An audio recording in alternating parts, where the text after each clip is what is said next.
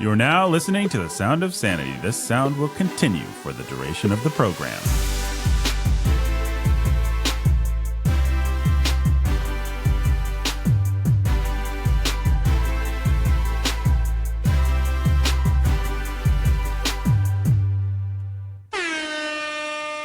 Welcome to Sound of Sanity. I am Nathan. I am your humble and obedient host.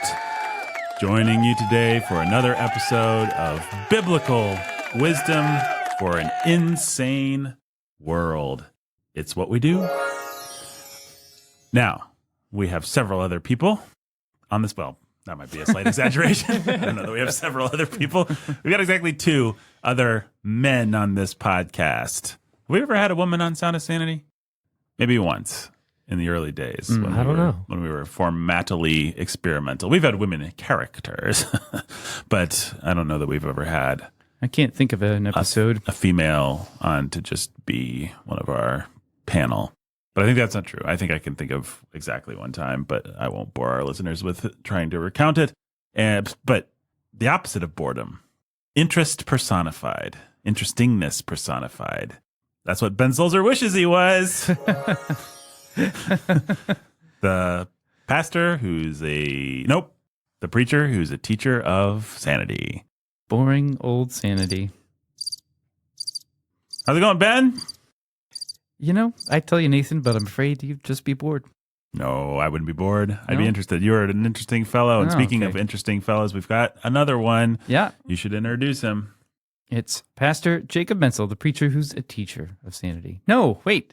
You threw me off. Wow. I blame you. Loser. You're a loser. It's why you fail. That's called projection. The pastor who's a master of sanity. There you go. That's me. There he Yeah. is. That's him. All right, gentlemen, we are here for another delightful episode of February in the Church. This is where our listeners sort of crowdsource an episode for us through the magic of patreon.com/sound of sanity. They join that. That gives them access to our Discord, and then they throw things that they want to talk to. They want to talk us to talk about into said Discord channel. And we divide it up into a couple different types of episodes. So we've got our more culture kind of at-large episode, which we generally call That Month in 1984. And then we've got our In the Church episodes, where we talk more specifically about things that are going on in the world of the church, of evangelicalism, of, well, just anything that calls itself the church, I guess. And what is the first article that we have to contend with today, gentlemen? Chinese pastors can tell you what John Calvin can't. The Gospel Coalition, or can teach you, what John Calvin can't. And what is the thing here? I mean, honestly, it's just an article about, hey, you don't live in the time of the Reformation. You live in a different time, and you should probably pay attention to the Christian world around you and learn something from it. So it has a Including Christians, and especially Christians from other cultures that are contemporary with you. It's actually pretty solid. I liked it. I mean, it's a very clickbaity title. It's like, oh, John Calvin, that guy, no good now. Yeah, I don't like that aspect of it. That's really stupid. But in terms of what it actually says, I just did not find it offensive. I was like, yeah. I agree with you up to a certain degree, except for they've done what they've always done, which is find a biblical reason to just agree with what the culture already is saying. And so it has kind of a implicit sense of, oh, dead white guys are stupid. And multiculturalism, China, people in other countries. Yeah, I agree. I mean, in and of itself, just as information, as it's fine. Facts, there's nothing that we would really. But subtext is irritating and bad. This is typical with Gospel Coalition, sure. Yeah, I mean, one of the most important moments in my life was when the text, the subtext is always the text with the Gospel Coalition. Yeah. That's the whole problem, right? Yeah. It's never what they say; it's what they're not saying, and how they're not saying it. And to be carefully wrong is the definition of decadence. I think. Did Chesterton say that? I think. So, yeah, you're never going to, or generally speaking, you're not going to find an article where you really disagree with the Yeah, with every point or With- something, or like, oh, this is heresy. Although sometimes Sometimes you will. Yep. Sometimes you will. Yeah. And they're just always agreeing with what mainstream culture is saying one way or another. And that's dumb. That's pretty just dumb. I don't know. All right, this article stinks. I'm reminded of when in, I want to say, 8th or ninth grade or whatever grade it was, I was like, I love bluegrass music. It's the best. And then my friend Davey was like, Nathan, you just like the Oh Brother, Where Art Thou soundtrack. And you know why you like the Oh Brother, Where Art Thou soundtrack? Because everybody likes the Oh Brother, Where Art Thou soundtrack. It won 1 billion Grammys. It's the biggest thing. And he went on and on and on and dressed me down. And by the end of it, I was like, yeah, you're right. I don't care about bluegrass music. I just liked the Oh Brother, Where Art Thou soundtrack. And I will never be caught just liking something because everybody likes it again. And I've based my entire life on those few moments of high school. Now, sometimes you have to be tricky and subversive because everybody likes the Oh Brother, Where Art Thou soundtrack, and then a bunch of people pat themselves on the back because they don't like the Oh Brother, Where Art Thou soundtrack, and then you have to come in and do a double reverse somersault and say, actually, it's pretty good. And so that's why I like Titanic and different things like that. Anyway, the Gospel Coalition, what they do is they just find biblical reasons why they like the Oh Brother, Where Art Thou soundtrack. That's them. They're just... And it's always at least 3 biblical reasons. Right, yes. Why they like the Oh Brother, Where Art Thou soundtrack. This is their entire model. They find a fad that is in the mainstream culture, a boring one, and then they find conservative biblical sounding reasons, 3 or 4 of them, to why the fad is something that they like. And we call it popportunism. And we call it popportunism. Well, and they don't mind finding it for the fad and then for the counter fad, actually. Yeah. They'll do both things. Oh, yeah. I mean, they're just that subversive. But what they'll never do is join the counter fad because they're incapable of thinking for themselves. But they will write an article explaining the counter fad Yes. and why it's not in the best interest of the church or something. 10 things you need to know about the counter fad by Yep. Joe Carter. Yeah, The facts. The story. Whatever. And then Kevin DeYoung will write an article that actually reviews the Oh Brother, Where Art Thou soundtrack, and it'll be pretty good. And we'll be like, why Why is he still associated with these idiots? Yeah. I think that his will to be associated with them just means that he's bad. Yeah, but then you read his article and you're like, But he still says good things. right? Okay. Chinese pastors can teach you what John Calvin can't. If it was just the clickbait title, I think we would all forgive it, by the way. We understand clickbait titles. May have indulged in one or two of them. No. We're really bad at it. I am really bad. I'm like, what's the thing I'd be interested in? And then because of that conversation with Davey, it's the thing that no one else would be interested in. And I'm like, listen to this episode where we make fun of Ben. And people are like, I don't want to listen to that episode. Anyway, churches apply for child safety accreditation. That's the next article to talk about. Yeah. So some of the people that posted this in our Discord were worried, like, as if the government is accrediting churches. It's not. It's just some organization that calls itself. You have these external organizations that are rising up and taking, advantage of or filling a need, however you want to frame it. Mm-hmm. The churches. So people are scandalized and insecure and fearful about churches and the sex abuse stuff that has come out in the SBC or whatever. And so parents are rightly concerned. Churches are concerned about being sure that they're taking care of and protecting the kids. And so you have these organizations that pop up and have a set of standards that are sort of best practices. And if you get accredited, then the accreditation says, well, you follow best practices. And it's good to have a set of standards. It's good to have a set of best practices. It's good to have a way of knowing whether an organization is following them. It's good to know. Yeah. It's good to, vet that sort of thing. But like with anything else, just because you have a set of standards doesn't mean that you're safe. Mm-hmm. And so it's like anything else that we've talked about. Oh, I put my kid in the really good conservative private Christian school. I don't need to worry about the teachers. I don't need to worry about the curriculum. I don't need to worry about what's in the library. I don't need to worry about anything else. I don't have to think about it because I have found the thing that ticks the boxes of the standards that I have. And the reality is we do what we can to protect our kids, and we can set standards all we want. And still people are sinners. Right. And there are problems. And so one of the concerns in the Discord is, well, does this lull people into a false sense of security?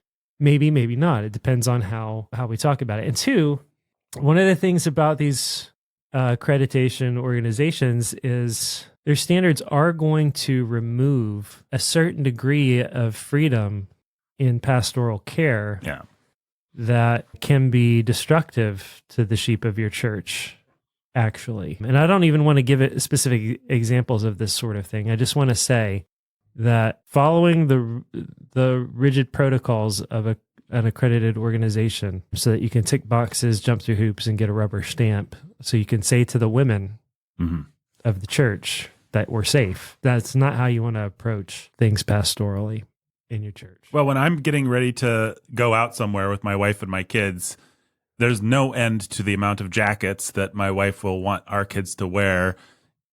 There's no end to the amount of safety precautions that we could take. At a certain point, it is my job as the husband to say, no, we need to be to church on time. And so that's the end of the jackets. Not that I want them to freeze, but there is a whole other world of things that need to get done today besides keeping our kids safe. And keeping our kids safe is near the top of the list, but it's actually not the most important thing. There's a lot of other things. And I think the whole entire world of women need the whole entire world of men to say, okay, now's the place where we're done with that and we're taking calculated risks. And I really loved when we moved to Evansville, there's a pastor that we're all friendly with here in town who was just so open about COVID protocols, and he didn't have a chip on his shoulder. He wasn't like one of these people who was really angry about COVID protocols, nor was he the kind of guy that was just going to shut down his church and make sure they were crossing every I and dotting every, I said that wrong, but you know what I meant. He was just like, I'm a pastor. That means I'm a first responder. Basically, those were the words he used. It means I'm going to see people. I'm going to get COVID. I can't worry about it too much. I cannot let it destroy my ability to feed my flock, to minister to the sheep, to do my job. Churches do not get to stop because of COVID. Now, at the same time, will we do some video services when things are really raging? Sure. Will we wear masks? Will we have social distancing? Will we spray down the seats? We'll do all that stuff insofar as we're able to do it. We're just not going to hold it so tightly and think it's going to save either our bodies or our souls. And so we're just going to kind of be open-handed, follow the rules, and get on with our lives. And I think that not pretend we know too much one way or another. Right, exactly. And I think that that's an admirable way to deal with that one. I think it's actually also a good attitude to bring to this stuff that we're talking about. You know, like we can't, at a certain point, we can't just live in bubbles and not go to church because there's a 0.0000% chance that Jake's a child abuser. Like, you never really know anybody. At a certain point, we have to decide, well, we chose Church of the King. We trust Jake, which doesn't mean that Jake goes into an office with a woman by himself. You have your protocols and standards that you follow. Yeah, and I'm not saying you don't. Of course you do. But there is a sense in which you have to hold this stuff loosely, which doesn't mean disobey the rules. It just means you have the rules, and then you have the place where that's enough rules, and then you get on with your lives. And you can create the thing about sex is it's so sticky, it's so poisonous when it's done. When evil plus sex can create, what I'm trying to say is you can create a monster by being too obsessed with protecting yourself from the monster. Yeah, you can create an environment of sexual abuse. Yeah, you're then being ruled by the monsters still. And sometimes you're literally being ruled by the monsters because the monsters are the people that want you to put the protocols in place. And it's either because they don't trust themselves or because they're just that perverse and obsessed with sex that they want to talk about it all the time. And they want everything to be defined by this evil and hedged in by this evil. And you trying to save everyone from it. Yeah, exactly. I mean, I'm not going to name any names, but there are people I see on social media, pastors who are just always talking about pornography and about what people wear to the gym and modesty and stuff like that. And they just go on and on and on and on and on so much about that. It's like, dude, You're obsessed with. you're talking about Sex. women's bodies and body parts all the time. What is your problem? Like, Why is it living in your head so much? why is it living in your head? And why are you forcing it to live in mine? I don't want to, I just want women to go and be modest. I don't want to have to think about what's modest and what's not all the time. That's not modest for me to think about. Anyway, so does that mean that we are basically against the child safety accreditation program? No, Is somebody's asking probably? Yeah, no. no, not against the program, not against accreditation even. Just anything like that needs to be chosen with discernment Right. and with an awareness of what it's securing and what it's not. Right. And No system of rules replaces you as a pastor or a leader or father or a mother. that's right. That's right. And so it all has to be engaged with a real level of discernment and a real level of pastoral freedom that is just fathers taking responsibility for the safety and security of the women and children of the church. Mhm. Right. Exactly. But not in such a way that everything just becomes about, like, if there's a fatherless boy, can I not pat him on the shoulder and show him that love? I'm trying to think of an example that it wouldn't be bad to just say out loud. Yeah. It's like, there are churches where you can't do that. There are churches where Jake can't meet and counsel with an age of majority male Alone. without a bunch of protocols. That's right. And Mhm. when you start to get to that level, it curbs the ability of shepherds to actually shepherd. Yep. So, yeah. Oh, the goat horn demon thing on the New York courthouse. That's the next thing that we'll talk about, the goat horn demon thing. Is there anything to say about YouTube channel? YouTube channel. Did I skip something? Well, It wasn't a link. It it's was not a link. something that was brought up in there ahead of that to be discussed, but I don't Yeah, I don't know if think there's there's anything anything. to say about it. It was Yeah. just more like a question that was Oh, right. Well, if anybody's curious, now that we brought it up, somebody was asking if YouTube is restricting Churches from live streaming. churches right? from live streaming, and it's not. If you've Yeah. heard that, it's not. Now, I will say one of the reasons that you might run into that on Facebook or YouTube is because they do have protocols about copyrighted music, and so Church of the King, for example, I believe will pay a little fee for licensing fee if we sing certain songs. Is that true? Or for the music, or I don't know how it all works. All I know, There's something called CCLI, Yeah. and you have to license music, but YouTube doesn't know that. right? And so YouTube's just like, you're live streaming a song that is in our system, and then the algorithm will punish you. And it's not about repressing Christians. It's just about beep, beep, beep. We have noticed a song that is under copyright. Mm-hmm. Now, you could argue that certain Christian music providers should be charitable and actually not put their songs into those systems. You could make that argument if you wanted to. I don't know whether I agree with that or not. I don't think you really can make that argument. I mean, we have been asked multiple times because we use with all of our music Creative Commons. Right. We have been asked multiple times by people to please put our stuff in CCLI's database. Yes, we're aware that it's Creative Commons, but it's actually just simpler and easier for us because we pay for a blanket CCLI license for everything we do anyway to access your stuff through CCLI, and then you get royalties from it. Right. Then you get paid like we have to pay everybody else. Right. And so would you just put your stuff in there because it's just sort of like it's the standard, everybody does it. Yeah. You can have it both and so I actually just took a call the other day from Phil Moyer, who is our music producer Right. and One of the oversees these principal sorts of things. architects of My Soul Among the Lions. And he's just like, we had a principle and I think we're wrong. And I think we should just make it easier. We're actually, by maintaining this principle, making it harder for some churches. We're just more challenging for churches to access our stuff. Yeah, I mean, it's just it's one of those And things in so- life. You have to watch for where your high-minded principles actually don't work with reality. And it's nice to say you wouldn't want anything to do with money associated with anything to do with the Christian music that you're putting out there, or the Bible translation, or whatever else it is. Yeah, But- but copyright does things like protect the integrity of the authorial work, not just line your pockets. Right. But yeah, so we're going to keep our Creative Commons licensing, but we're also going to start putting things in CCLI. I think that's right. I think that's what it's called. Cool. Right. CCLI is what it's called. Yeah. Yeah, and I think it'll just make life easier for people that want to use our music, and it'll make it easier for people to stumble across and find it. Right. Because we'll be in the database that everybody uses. Yeah. And the more people that use and access us through that database, the more exposure we stand to get, which is not how you're supposed to use it, and it's not the point, but It's a fact. just the fact of how it works. Sometimes it's much easier in life to subscribe yourself to a certain organization or set of rules, and then use those rules charitably and open-handedly, as opposed to being too worried about them and trying to stay outside of it altogether. Well, it's like I subscribe to Audible, and why do I subscribe to Audible? It's not because I can't go and use 3 different apps to find my audiobooks for free here or through the library there. It's just it's a convenience to me that everything that I want is on this service, and I'm willing to pay for it. And it's not even the best app, but it gets the job done. Right.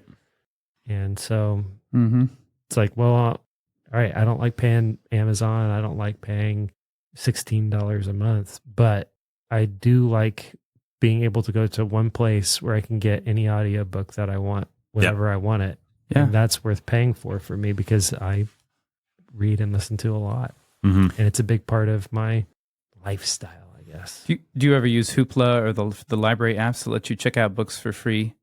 No, I've tried and I've dabbled with that sort of thing, and I have all those apps on my phone. I've got Hoopla on my phone. I've got, what's the other? Libby. Libby. Hoopla I've got and Libby are the I have two. both of those on my phone.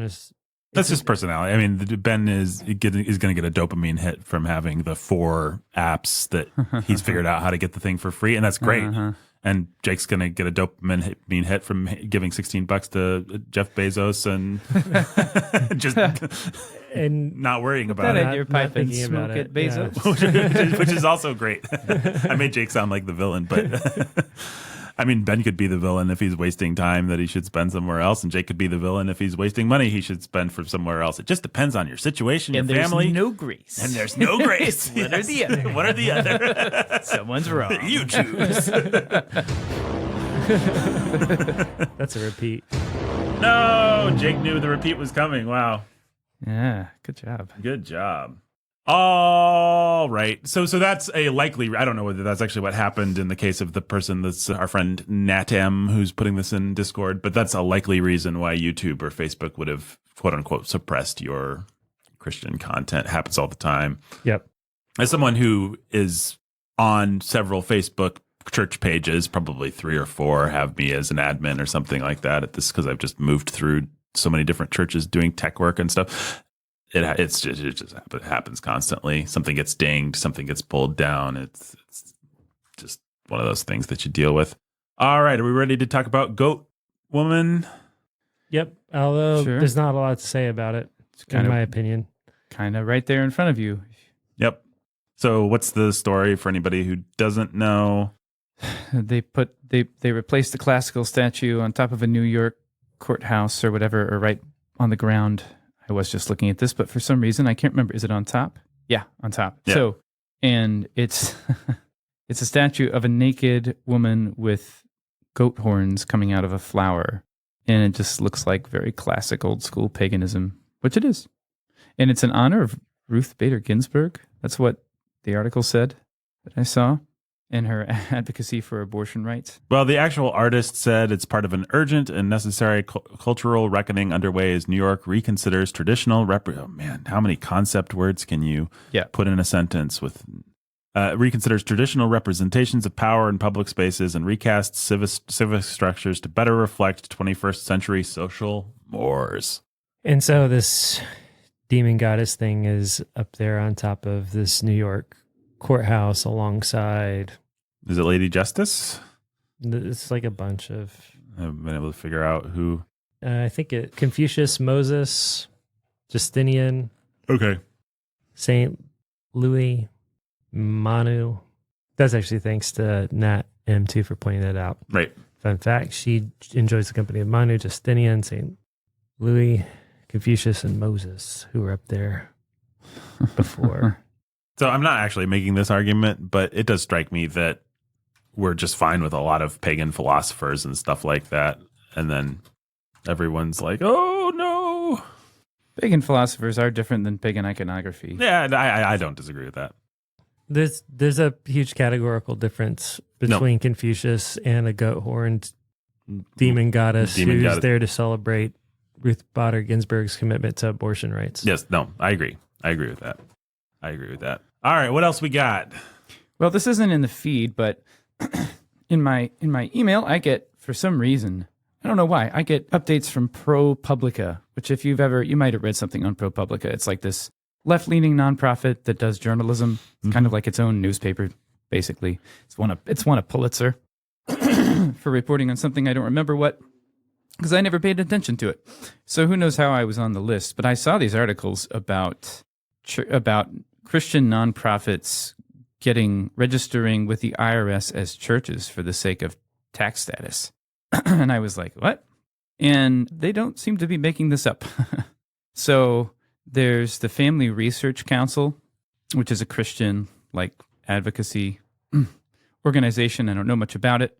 And they quote, they sought and received reclassification from a standard tax exempt charity to an association of churches in 2020. And then it's like detailing how they applied for this thing, because they're not a church, right? There's something else. Right. And so they submitted stuff so they said they met 11 of the 14 characteristics, I'm quoting now, that the IRS uses to determine whether an organization is a church, including an established place of worship, a chapel in the organization's Washington office building, at which it says it holds services attended by more than 65 people, unquote. Apparently, this journalist called and was told by an employee, we don't hold church services. But they have a chapel, and maybe they do things in the chapel, and they're like, yeah, we count as a church. And then as I'm reading this article more, thinking, what is this stuff? It talks about how Focus on the Family got reclassified as a church back in 2016. And Focus on the Family being the parent organization of the Family Research Council. And then it just talks about all these other Christian agencies who have done this, which, like Samaritan's Purse, apparently it applied for church status in 2015. And it's just, I think this sounds really shady. Yeah. I admit to not having looked beyond this article, but I think that's gross. If that's true, Samaritan's Purse is not a church. Sorry. No. Neither is Focus on the Family. No. Yeah, I don't know how to think about it. Obviously, we don't think of those things as churches, and they shouldn't be classified as churches, but I don't know how to think about it in terms of tax law, dealing with tax law and the reasons why I don't want to pretend like I have some kind of corner on that sort of thing. Yeah, I could see a world where that's the thing that makes the most sense, actually, when they're doing it, and then some advocacy group comes along and wants to blow the whistle on. Yeah, I mean, that's why we need good Christian tax lawyers to help us parse these things and act with integrity when it comes to being shrewd as serpents and innocent as doves and dealing with a government that hates us and wants to harm us. Yeah. So, yeah, superficially, it sounds pretty bad, but I prefer to reserve some kind of judgment about it. Yeah, well, ProPublica is not our friend. They have a vested interest in weakening Christian organizations. Maybe I'll do a little more reading about it and see if I can find anything. But yeah, on the surface, I was unhappy. Right. Leftist organization reporting it or not. All right, well, let's talk finally about Christian rap. That was something that came up in our Discord in the February in the Church channel. Christian rap. Reformed rap. Well, it actually just started as music, right? Yeah. It did. Yep. Chris says, some of the lyrical choices Christian pop music artists make are frustrating. End quote. Chris, I completely agree. I agree like 150%. But Chris still prefers his kids singing lyrics from Christian radio as opposed to lyrics from secular radio. Understandable. And so that prompted some kind of discussion about, well, who do you listen to and what do you like and what's worth playing in the house? And so Grey Havens and My Soul Among Lions came up, Disney came up, and then Christian hip hop came up. And that whole little little movement there for a minute of reformed hip hop with Flame and Shylin and a bunch of guys like that. Stephen the Levite. Stephen the Levite, Beautiful Eulogy, a moment where Lecrae, Right. Timothy I remember Brindle, that sort of thing came up, and yeah, some of that music. It's dated stylistically, like a lot of Christian hip hop. It's very derivative stylistically, but lyrically holds up and is good catechesis, if you want to think of it that way. Right. Mm-hmm. Cool. I haven't listened to much of it. I did listen for a time to Propaganda, who's not, maybe he's reformed. I can't remember. I never really liked his style that much. Well, he's spoken word. Right. Yeah. You're not a spoken word guy. I am when it's good. I I thought some of his stuff was good. I eagerly await the actual genius of this movement. I think rap and theology go together really well, actually. I do too. I think we do well to understand a lot of the prophets more through the lens. I think rap, I think poetry, I think beat poetry yeah. is a great truth-telling medium. And that there is a link between that kind of truth-telling and the prophets of the Old Testament who in poetry and wrote in poetry for a reason. It's effective and it's sticky. And we don't read it like poetry or understand it quite like poetry because we don't understand Hebrew poetry. And Hebrew poetry doesn't translate. But if you go through and even just like you read some of the Proverbs out loud in Hebrew, or you read some of some of Isaiah or one of the minor prophets out loud in Hebrew, there's a rhythm and an alliteration and that's just like virile and masculine and sticky and potent. Mm-hmm. It's sort of like Anglo-Saxon poetry. Mm.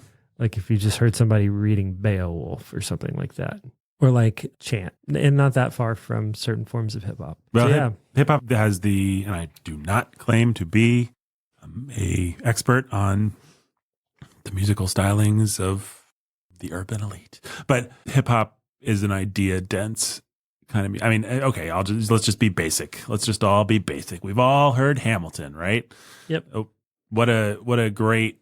He found the right medium. Like if he had done traditional Broadway, it would have been much harder for him to have a story that was as dense with ideas and concepts and big words and stuff like that. Yeah, I mean, conceiving of the fights in the cabinet as rap battles, super fun, and you could get a whole lot. It conveys a lot of information quickly.